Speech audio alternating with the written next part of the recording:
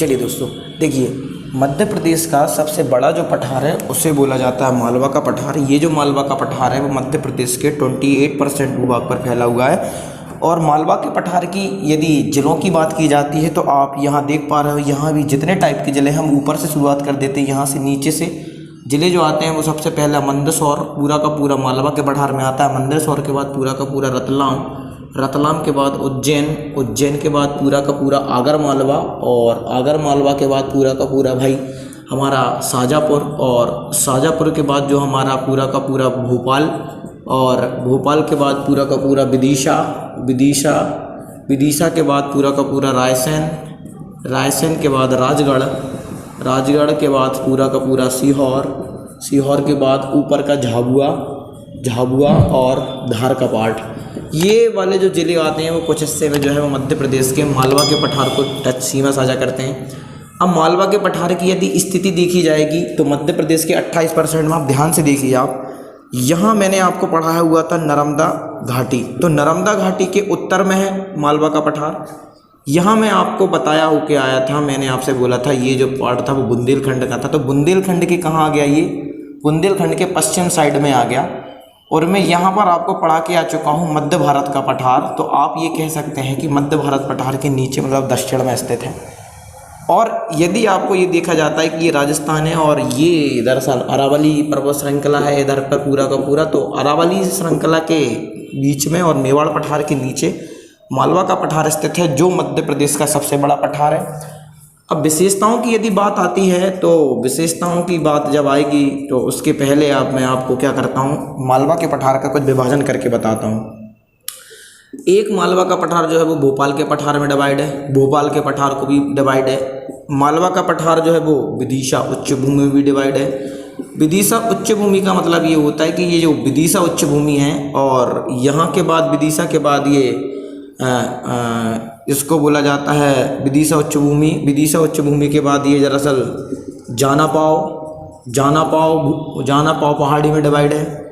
और जानापाव पहाड़ी के बाद ये जो स्थितियां हैं इसको हम लगभग कितनी स्थितियों में हम बांट सकते हैं, यदि हम और बांटेंगे तो हम इसे और भी बांट सकते हैं विदिशा उच्च भूमि और इसमें। अब विशेषताओं की बात की जाती है तो सबसे बड़ी विशेषता, पहली विशेषता ये आती है कि मालवा का पठार, मालवा का पठार, मालवा का पठार, मालवा का पठार ज्वालामुखी, ज्वालामुखी, मालवा का पठार ज्वालामुखी के उद्गार से, ज्वालामुखी के उद्गार से निकला लावा, लावा से बना है। और लावा से बना होने के कारण इसकी मिट्टी जो है कैसी है, वो काली है, मिट्टी काली और रेंगुर मिट्टी पाई जाती है। और जब काली और रेंगुर मिट्टी दोनों पाई जाती है तो खाद्यान्न की बात की जाएगी तो खाद्यान्न में सबसे पहले गेहूँ, गेहूँ, सोयाबीन, सोयाबीन, कपास के लिए भी फेमस है और सब्जियां भी यहाँ पर उगाई जाती हैं। तो लगभग गेहूँ, सोयाबीन, कपास, सब्जियां और इस तरीके की खाद्यान्न उत्पन्न की जाती हैं। अब विशेषताएं हो चुकी हैं तो मैं आपको मध्य प्रदेश के या मालवा के पठार की मैं और आपको वो बता देता हूँ कि हम कौन कौन सी नदियाँ बहा रहे हैं। इस तरीके से विशेषताओं के मैं पहले आ गया। मालवा का पठार ज्वालामुखी से निर्मित है, उद्गार है, ये आप लिख लीजिएगा अपनी कॉपी में। थोड़ा और हम विशेषताओं में देखेंगे तो हम ये पाएंगे कि मालवा की और विशेषताएं आप देखोगे तो आप क्या पाओगे, आप ये पाओगे भाई कि मालवा में दरअसल मालवा की जो नदियां हैं, नदियां भी बहुत ज़्यादा, नदियां भी फेमस हैं। मालवा की जो नदी की बात की जाएगी तो सबसे बड़ी जो मालवा की नदी है वो कौन सी है, तो वो है चंबल नदी। और चंबल नदी जो होती है वो इधर से इंदौर की जानापाव पहाड़ी से निकलती है और इस तरीके से बहती है और ऊपर जाके इटावा में, यमुना में मिल जाएगी। तो चंबल नदी जो है वो इसकी बहुत बड़ी नदी है और मध्य प्रदेश की दूसरी बड़ी नदी कहा जाता है चंबल नदी को। चंबल बेसिन का जो पार्ट है वो हल्का सा इसमें टच होता है और पूरा का पूरा उधर चला जाता है। चंबल के बाद अंगली नदी जो बहती है जिसको बोला जाता है छिप्परा नदी, और छिप्परा नदी के बाद एक काली सिंध, छिप्परा नदी के बाद एक पार्वती नाम की नदी भी यहाँ पे प्रवाहित होती है। और एक नदी जो है वो बेतवा नदी का उद्गम हुआ है, यहाँ से जो बेतवा नदी का उद्गम हुआ है वो कुमड़ा गाँव रायसेन से हुआ है।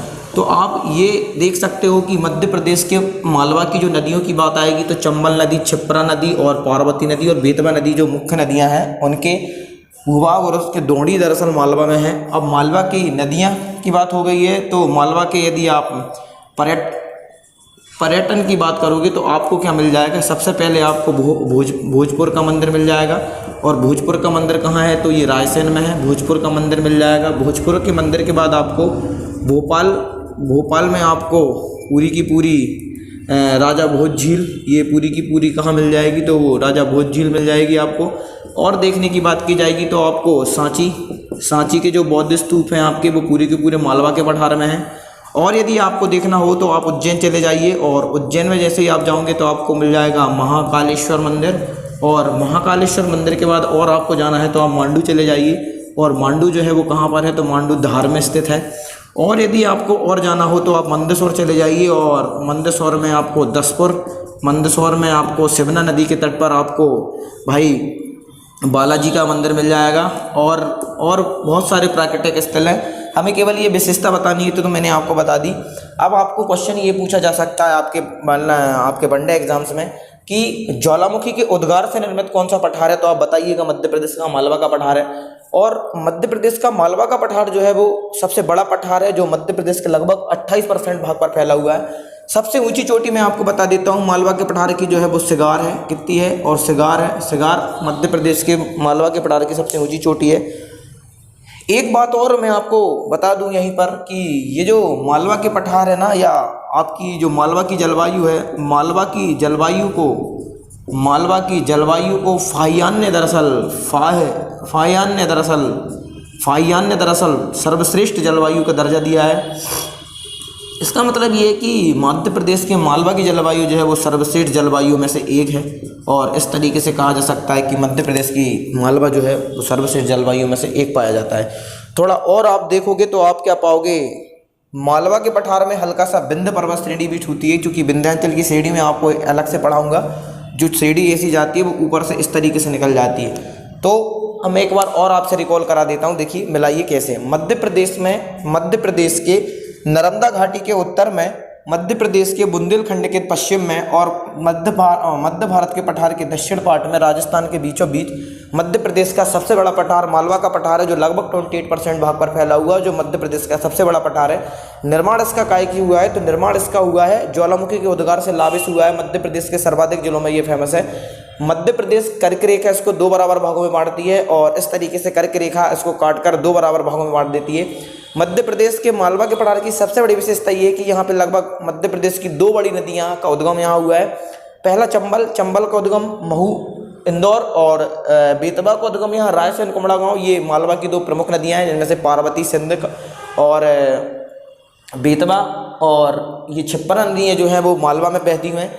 और यदि बात की जाएगी तो मालवा में जो है वो काली और रेगुर मिट्टी पाई जाती है। तो खाद्यान्न जो होता है वो गेहूँ, सोया, अरहर और इस तरीके की जो सब्जियां वगैरह है बहुत अधिक मात्रा में उगाई जाती हैं। और बात की जाएगी तो भोपाल के पठार में पाया जाता है, विदिशा उच्च भूमि में है, जानापाव की पहाड़ी स्थित है। और यदि देखा जाएगा तो उसके पर्यटन देख लेंगे भाई, कौन कौन से इसके पर्यटन हैं, तो मैंने बता दिए। ठीक है, इसके बाद अपन आगे चलते हैं।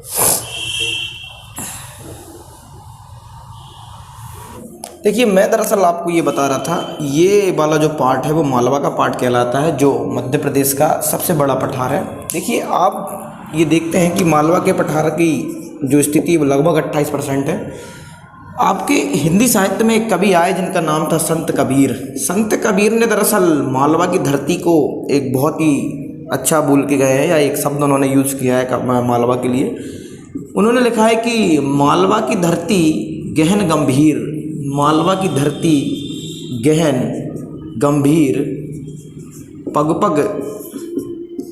पग रोटी और डगडग नीर, पग पग रोटी डगडग नीर। इसका कहने का शाब्दिक अर्थ ये था कि दरअसल मालवा की जो जलवायु है, या मालवा की जो मिट्टी है, मालवा की मिट्टी दरअसल काली रेंगुर मिट्टी के होने के कारण वहाँ पर खाद्यान्न का बहुत अच्छा उत्पादन होता है। और डगडग नीर का कारण ये है कि यहाँ पर काली सिंध, नेवज, पनार, चंबल, बेतवा, पार्वती बहुत सारी नदियाँ निकलती हैं, तो पानी की भी पर्याप्त सुविधा है और मिट्टी भी पर्याप्त है। तो इसलिए संत कबीर ने ये दरअसल कोट करके गए थे कि मालवा की धरती गहन गंभीर, पग पग रोटी डगडग नीर। और एक भूगोलवेत्ता है जिनका नाम है फाहियान। एक भूगोलवेत्ता आए दरअसल फाहियान, और फाहियान ने दरअसल ये जो मालवा की जलवायु है, मालवा की जलवायु को फाहियान ने दरअसल विश्व की सर्वश्रेष्ठ जलवायु का दर्जा दिया है कि भाई ये जितनी भी सर्वश्रेष्ठ जलवायु है वो कहाँ की है, तो वो मालवा की है। अब आप ये देख पा रहे हो कि विश्व की सर्वश्रेष्ठ जलवायु होने का कारण ये है कि इसकी जो जलवायु है वो समजलवायु है, ये लिख दिया है मैंने, क्योंकि ये 8822 वर्ग किलोमीटर में फैला हुआ है। इसके प्रमुख जो पर्वत पठार हैं वो है सगार 881, जानापाव 854, धजारी 810।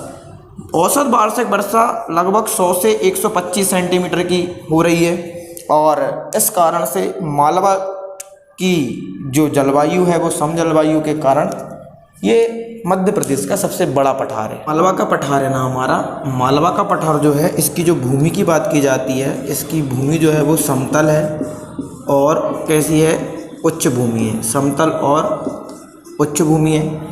यदि वनस्पति की बात की जाएगी तो उष्णकटिबंधीय वन पाए जाएंगे, और उद्योग की बात की जाएगी तो इंदौर जो कि सूती कपड़ा का उद्योग है, और इंदौर को मध्य प्रदेश की राजधानी कहा जाता है, या इंदौर दरअसल मध्य प्रदेश की कपड़ा राजधानी, मध्य प्रदेश की खेल राजधानी, मध्य प्रदेश की जो भी है, मध्य प्रदेश का एजुकेशन हब, और नागदा मध्य प्रदेश का कृत्रिम रेशा कहा जाता है, और भोपाल में जो है वो भेल मतलब भेल का कारखाना है, और देवास में दरअसल चमड़ा उद्योग स्थित है, और पीथमपुर जो कि भारत का डेट्रॉइट कहा जाता है, ये दरअसल मालवा के बहुत सारे हमारे मालवा के जो है वो बहुत सारे क्या हो जाएंगे, उद्योग हो जाएंगे। ठीक है, इस तरीके से मालवा को यहाँ हम ख़त्म करते हैं। अब वनडे एग्जाम्स में आपके 1 नंबर के क्वेश्चन आएंगे। अब आप दरअसल यदि मेंस की तैयारी कर रहे हो तो आप दरअसल प्रश्न ऐसा तैयार भी कर सकते हैं कि जैसे आपको मेंस की लिखित परीक्षा में यदि प्रश्न आता है आपका कि मालवा के पठार का वर्णन कीजिए, या आपको ये प्रश्न मिले कि मालवा के पठार पर टिप्पणी लिखिए, या आपको मालवा के पठार का जो भी आता है या मालवा से संबंधित, या आपको आ जाए मालवा